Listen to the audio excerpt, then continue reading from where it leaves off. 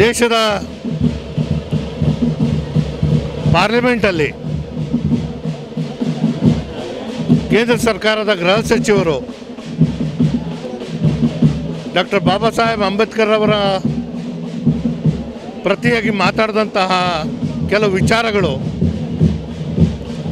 ಇವತ್ತು ಕೇವಲ ದಲಿತ ಸಮುದಾಯಕ್ಕೆ ನೋವು ತಂದಿರುವಂಥದ್ದಲ್ಲ. ಪ್ರತಿಯೊಬ್ಬ ಭಾರತೀಯ ಈ ದೇಶದ ಸಂವಿಧಾನದ ಮೇಲೆ ಇರುವಂತಹ ನಂಬಿಕೆ ಆ ಎಲ್ಲ ಜನರಿಗೆ ಅಪಮಾನ ಮಾಡುವಂತಹ ರೀತಿಯಲ್ಲಿ ಕೇಂದ್ರ ಗೃಹ ಸಚಿವರ ನಡೆ. ಈಗಾಗಲೇ ಇಂಡಿಯಾ ಒಕ್ಕೂಟ ಅಮಿತ್ ಶಾ ಅವರ ಸಚಿವ ಸ್ಥಾನದಿಂದ ವಜಾ ಮಾಡಬೇಕು ಅನ್ನೋ ಪ್ರತಿಭಟನೆಗಳು ದೇಶಾದ್ಯಂತ ನಡೀತಾ ಇದೆ. ಇವತ್ತು ಮೈಸೂರಲ್ಲಿ ಕಾಂಗ್ರೆಸ್ ಪಕ್ಷದ ವತಿಯಿಂದ ನಾವು ಧರಣಿಯನ್ನು ಹಮ್ಮಿಕೊಂಡು ಕೇಂದ್ರದ ಗೃಹ ಸಚಿವರಾದಂಥ ಅಮಿತ್ ಶಾ ಅವರ ವಜಾ ಮಾಡುವಂತಹ ಒತ್ತಾಯವನ್ನು ನಾವು ಮಾಡ್ತಾಯಿದ್ದೇವೆ.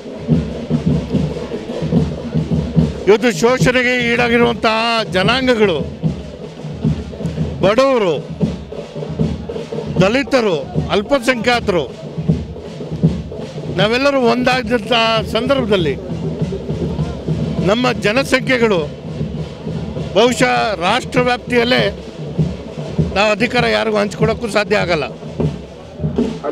ರಾಜಕೀಯ ಪ್ರೇರಣೆ ಮತ್ತು ರಾಜಕೀಯ ಪ್ರಜ್ಞೆ ಇವತ್ತು ಈ ಕೆಲ ಸಮುದಾಯಗಳಲ್ಲಿ ಹೆಚ್ಚಾಗಿ ತರುವಂತಹ ಕೆಲಸ ನಾವು ಮಾಡಬೇಕಾಗುತ್ತೆ.